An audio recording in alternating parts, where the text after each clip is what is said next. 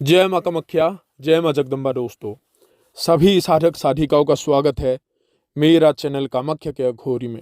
दोस्तों, आज मैं आप लोगों को किसी भी प्रकार का साधना बताने वाला हूँ नहीं, ठीक है। आज का जो वीडियो होगा वो इस आधार पे है क्योंकि बहुत सारे साधकों का सवाल था और उनका ये अनुरोध है कि गुरुजी कोई उपाय या फिर कोई टोटका बताइए जिसके जरिए मतलब आप वो टोटका को हम लोग करके बहुत सारे फायदे उठा सके। किसी लोगों का ऐसा होता है, कुछ विद्यार्थियों का भी मतलब प्रश्न है कि गुरुजी ऐसा कोई तरीका बताओ जिसका जरिए पढ़ाई में मन लगे या फिर पढ़ाई में मतलब जो उसमें जो आपका जो स्मृति शक्ति है उसमें मतलब वृद्धि हो, ठीक है। ध्यान जो है हम उस जगह में टिका सके, डिगा सके। तो ये प्रश्न है, ठीक है।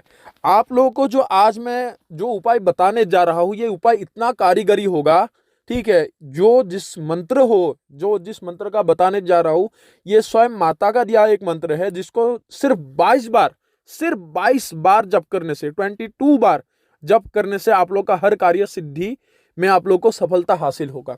और इसका यही कार्य नहीं होता, ठीक है। इसको किस प्रकार प्रयोग करना है, ठीक है, कौन से दिवस से आप उसको कर सकते हो प्रारंभ, ठीक है, ये कैसे करना होगा, किस हिसाब से करना है, वो मैं आप लोग को पहले बताता हूँ।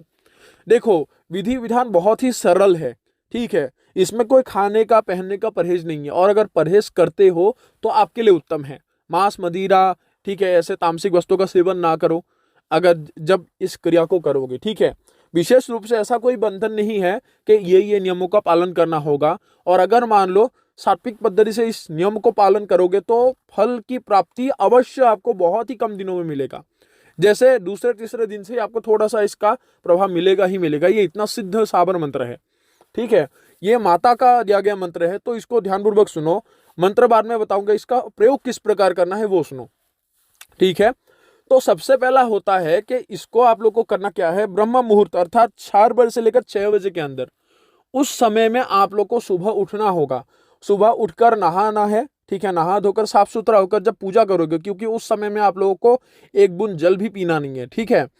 तब आप लोगों को करना क्या है कि मंदिर में जाकर आप पहले गणेश जी का पूजन करोगे, पंचोपचार पूजन या फिर साधारण जिस प्रकार आप लोग को पूजा आता हो, ठीक है। गणेश जी का पूजा करोगे। उसके पश्चात आपको भगवान शिव जी का पूजा करना है, ठीक है। उसके पश्चात भगवान शिव जी का पूजा करना है।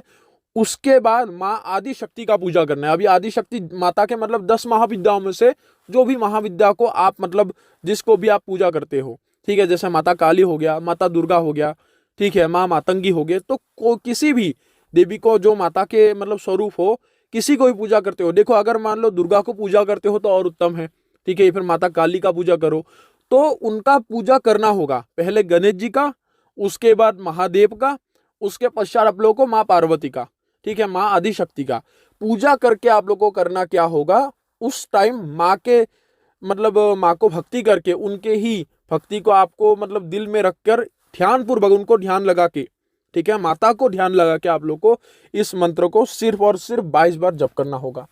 और इसमें भी एक बात है कि 22 बार या फिर किस हिसाब से वो करोगे वो भी मैं आप लोग को बता देता हूँ। देखो, पहले इसको जप करने से पहले आप लोग को जानना होगा ये किस किस कार्यों में काम आएगा। पहला होते अगर मान लो कोई विद्यार्थी है जिसको बहुत ज्यादा पढ़ाई कर रहा है एग्जाम के टाइम में, जिसको मतलब कोई भी याद नहीं रहता, तो उन लोगों के लिए कारीगरी है, ठीक है। दूसरा है आप लोग का कोई भी कार्य हो, किसी भी काम के लिए आप निकलते हो बाहर, हमेशा वो काम में अगर करने के लिए जाते हो, अगर वो कार्य नहीं बनता तो ये काम आएगा। तीसरा होता अगर घर में किसी भी प्रकार का समस्या है तो उससे निदान मिलता है, ठीक है।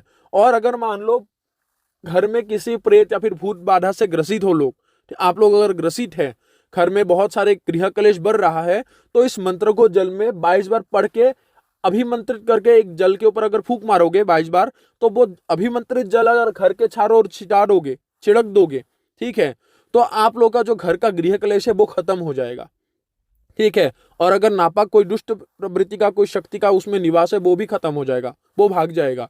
इतना प्रभावशाली है, ठीक है। तीसरा होता है किसी को भी दोष लगा है किसी भी प्रकार का, कई लोग बोलते हैं कि ग्रह दोष है, पितृ दोष है, वो दोष से भी मुक्ति मिलता है। इतने मतलब कार्यों में इसका मंत्रों का उपयोग आप लोग कर सकते हो, ठीक है। और साथ ही साथ मान लो किसी को नौकरी की तलाश है, नौकरी नहीं मिल पा रहा है, तो इस मंत्रों के जाप से नया नया काम से आप जुड़ सकते हो, ठीक है। उसके बाद कोई शत्रु बाधा है किसी का, ठीक है, वो भी दूर होते हैं, शत्रु आपका मित्र बनकर रहेगा, ठीक है, गृह कलेश है। तो ऐसे विभिन्न प्रकार के जितने भी समस्या में आप गुजरते हो, तो इस मंत्र के जाप से आप लोग को उससे मुक्ति मिलता है, ठीक है। लेकिन जब जो करोगे, जब करने के लिए आपको अपने अंदर, अपने दिल के अंदर विश्वास, भक्ति भाव और समर्पण भाव ये रखकर आप लोग को इस मंत्र को जप करना होगा और मंत्र को सम्मान करके जप करना होगा।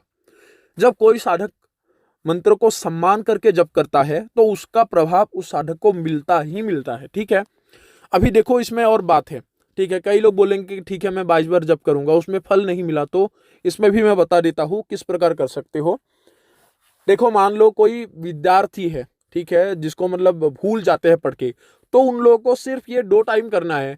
सुबह के प्रातः काल में मतलब ब्रह्म मुहूर्त में उठकर जोत जलाते समय आप लोग जप करो, जो मंदिर है मंदिर का दिया वगैरह जला के पूजा पाठ करके, और संध्या के टाइम में ये 2 टाइम कर सकते हो, ठीक है। लेकिन उन लोगों को सिर्फ 22 बार जप करना होगा।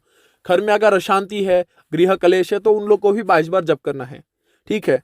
अगर मान लो शत्रु बाधा है और मान लो किसी को कुछ काम के चक्करों में दौड़ रहे हो, बहुत दिनों से काम नहीं मिल पा रहा है, ठीक है, उसका पैसों का तंगी हो रहा है, ठीक है, अगर मान लो ये कार्य आपका नहीं बन पा रहा है, तो आप कोशिश करो कि 22 माला कर सको, रुद्राक्ष की माला से 22 माला कर सको, ठीक है। अगर किसी को माला को जागृत करना नहीं आता हो तो मुझे बोलो, मैं ऐसे ही दे दूंगा, उसमें कोई भी शुल्क वुल्क नहीं लेता मैं, ठीक है। तो वो विधान दे दूंगा, माला को जागृत कर लेना, एक ही दिन में हो जाएगा, ज्यादा समय भी नहीं लगेगा, 2-3 घंटा के टाइम लगता है, ठीक है। उसके अंदर आप लोग का माला जागृत हो जाएगा, उस माला से करो। क्योंकि आप लोग अगर इतने मतलब ढूंढ रहे हो कि काम नहीं होता, बहुत जगह में चक्करों में दौड़ रहे हो, ठीक है, तांत्रिक के चक्कर में गए कि बाबा ये हवन यज्ञ कर दो, पैसा दे रहा हूँ, कार्य नहीं बन पा रहे, तो उसके लिए किसी के वहां जाने की आवश्यक नहीं है, तुम लोग खुद करो इस मंत्रों का प्रयोग करके, ठीक है। तो आप लोग को वो कार्य भी हासिल हो जाएगा, लेकिन 22 माला करने के लिए कोशिश करो, ठीक है। जितना इस मंत्र को जप करोगे उतने ही जल्दी मतलब आप लोगों को कार्य में सफलता मिलेगा, ये मेरा गारंटीड और टेस्टेड है, ठीक है। कई लोग बोलते हैं ना कि आपका परीक्षित है, जी बिल्कुल मेरा खुद का परीक्षित है, ठीक है। और मंत्र को आप लोगों को मैं अभी बताने वाला हूं, तो मंत्र को ध्यान पूर्वक सुनो और अच्छे से नोट कर लो, ठीक है, लिखकर अच्छे से याद कर लेना। लेकिन देखो देखकर पढ़ना नहीं है, कंठस्थ कर लेना होगा अच्छे से। तो मंत्र को ध्यान पूर्वक सुनना। मंत्र इस प्रकार है, ओम ह्रीं श्रीं पद्मावती पद्मनेत्रे पद्माखने या फिर पद्मासने लक्ष्मी दायिनी वांछा पूर्ति मम रिद्धिम वृद्धिम कुरु कुरु शाह।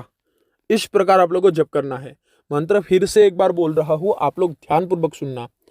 ओम ह्रीं श्रीं पद्मावती पद्मनेत्रे पद्माशने लक्ष्मी दायिनी वांछा पूर्ति मम रिद्धिम वृद्धिम कुरु कुरु शाह, ठीक है।